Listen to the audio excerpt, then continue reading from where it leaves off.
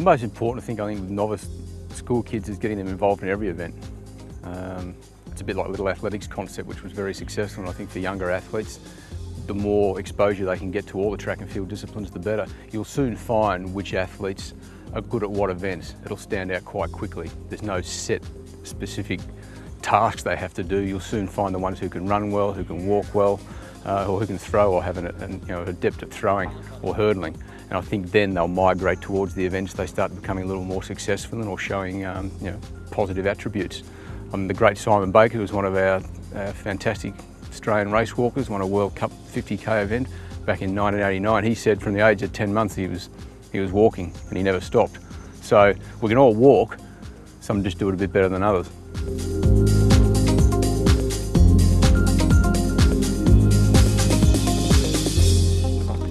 You want to mould a technique, but generally, kids being kids, faster is better. Yeah. And they'll all want to compete and they'll all want to see how fast they can do and test out their skills and attributes. And you'll see which techniques break down or who can hang on to that skill or particular model the best.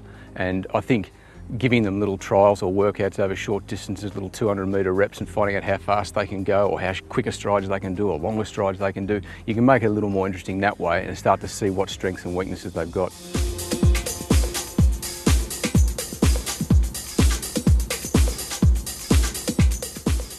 I think the big thing, posturally, is the major thing you look for with any novice walker. It's absolutely critical that you establish a sound posture to start with, and that's true of any athletic event.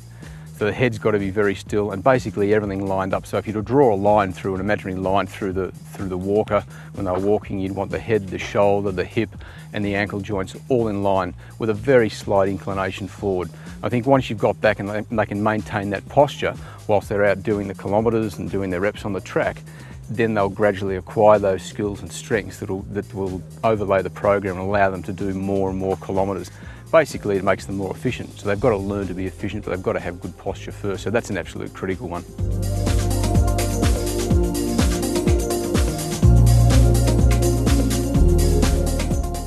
Every athlete has their own level of flexibility and range of mobility. Some are very good, some are naturally flexible, some are very poor. Traditionally, distance athletes have poor hamstring flexibility. Most of them can't touch their toes and are very tight and stiff through the hip flexors. So I think you've really got to weigh up with the particular athlete you've got how much flexibility you have to work on, whether it's more hamstring related or whether they need to work a little bit more hip mobility. I think it's a little bit of a misconception that you need to have this massive amount of hip mobility. You don't to be a race walker. Sure, you have to be flexible, sure you need some mobility through there, but you can almost become hypermobile.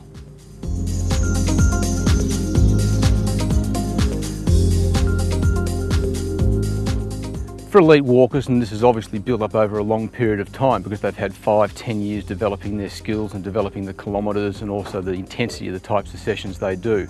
That just doesn't happen in the space of 12 months.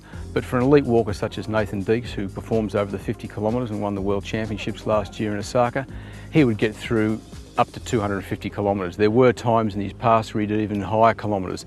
That's a little bit of an exception to the rule. A lot of the 50k walkers will hover somewhere between the 150 to 250 kilometre mark. 20 kilometre walkers, again, they'll be somewhere depending on their particular levels, but elite 20k walkers will be around the 150 to 200 kilometres per week range. For women, Kerry Saxby used to average pretty much around 120, 130 kilometres a week, which involved running as well. So it wasn't all walking, some running was involved in those programs, and that's true of all the walkers. Most of them do some running. There's very few walkers who just do pure walking. So there's a lot of other cross-training mechanisms that occur which augment or supplement the actual training program and number of kilometres that they're doing. But it's really, again, horses for courses. There are some athletes who can handle a lot more kilometres, and as you get older, I think the amount of kilometres you need starts to diminish somewhat. So you don't need perhaps the volumes that you build up to as a younger athlete. You reach a point which is manageable and more is not better. I think we've had a disease in walking for years where there's been a philosophy that I've got to get my kilometres up and I've got to do as many kilometres as I can. But a lot of it becomes just junk mileage. The critical thing is the speed that you walk a lot of those distances at, and a lot of those training sessions at. Because at the end of the day, the speeds that these walkers walk at, elite walkers walk at over 10 kilometres, 20 kilometres and 50 kilometres is unbelievably quick. So you need to be training that the whole time. For younger athletes, I think starting off 30 to 40 to 50 kilometres and gradually build up. But again, it's what you can handle. And for younger athletes, they will start getting sore shins probably because there's a lot of new movements going on and they're going to get sore muscles. So you really have to let their bodies dictate, and that's probably the most critical thing. And even with elite athletes, how much training they do. And it might be just 3 days a week to start with, build up to 4 days a week and then 5 days a week. And as they get more and more experienced, can handle loadings, you can build up to 2 sessions a day. But that's only for the elite walkers and those who've had good years of experience.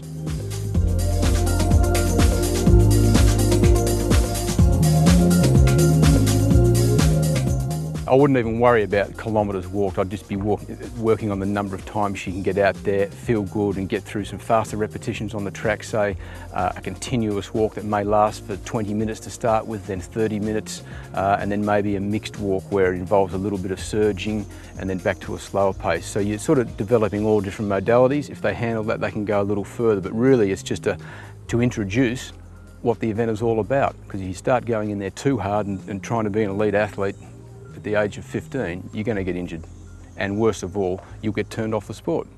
We're trying to attract people back into track and field, and yet at the same time, you've got to make it interesting, and that's got to be enjoyable.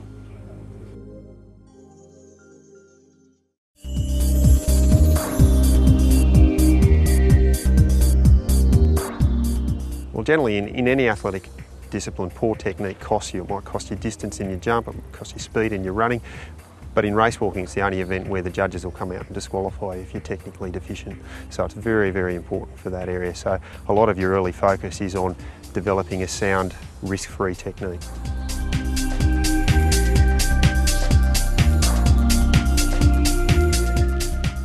The first rule in race walking is, of course, the knee rule, and this is primarily the one that you need to have down pat before you can get into races. So you need to have a good prominent heel strike with a straight leg at contact, and that has to remain straight through to what they call the vertically upright position, or where your leg is just beneath the body. The second rule is the contact rule, and the rule states that one foot has to have unbroken contact with the ground all the time. So there is a double support phase.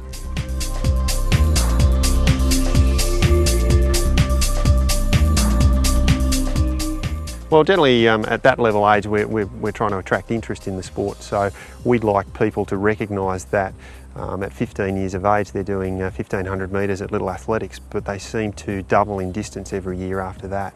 So what you're doing as a 15-year-old, you really need to develop the sound and base aerobic qualities from that point on. So they go from 1500 metres to 3000 metres to 5, 10 and eventually a 20k when they're 19 and 20 years of age. So there is the fundamental principle of developing sound training habits. And also including lots of all-round aerobic activities that include running, walking, just general play activities, as well as the specific race walking, swimming as well. So all of these things are really, really beneficial for a walker. Generally, the fitter you are and if you've got the technical properties down, you'll be able to hold that for longer. We'd like to think that most school level athletes are participating in all the events in track and field, so if you have people doing early specialisation in walking, we probably shy away from that. We'd like the kids to remind them of what sport they do and they still run in their training, and you could spend maybe one group getting some social interaction, running with a larger squad and doing some middle distance type work. We'd like to see some continuous activity, so one of your walks being 5, 6, 8k in length, and the other one being your more specific race walking track session where you're doing your race pace intensities in repetition work on the track. It'd be an ideal 3-day-a-week structure.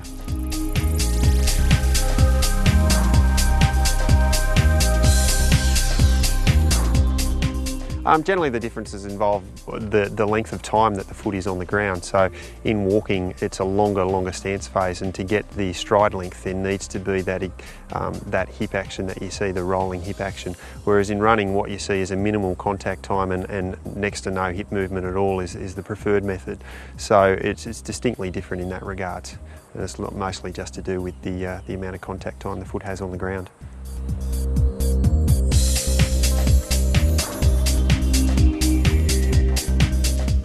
I guess walking as a discipline doesn't often, people don't choose to be walkers, and we find a lot of our athletes in the sport, they try most things that they do and they eventually just drift towards what they're good at.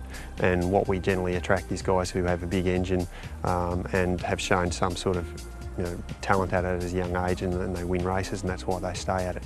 And I guess before I went into coaching, I was an athlete, and that's how it happened for me and most of our guys on scholarship the same regard. The rewards that you get for being good at it is obviously international travel, and the Australian race walking scene at the moment is the strongest it's ever been, and particularly in the men's event we've got 6A qualifiers for the Beijing Olympics, and so we're going to have guys missing out. But the domestic and international travel and the long hours they do training together and the camaraderie and all of those things are generally why people do the event.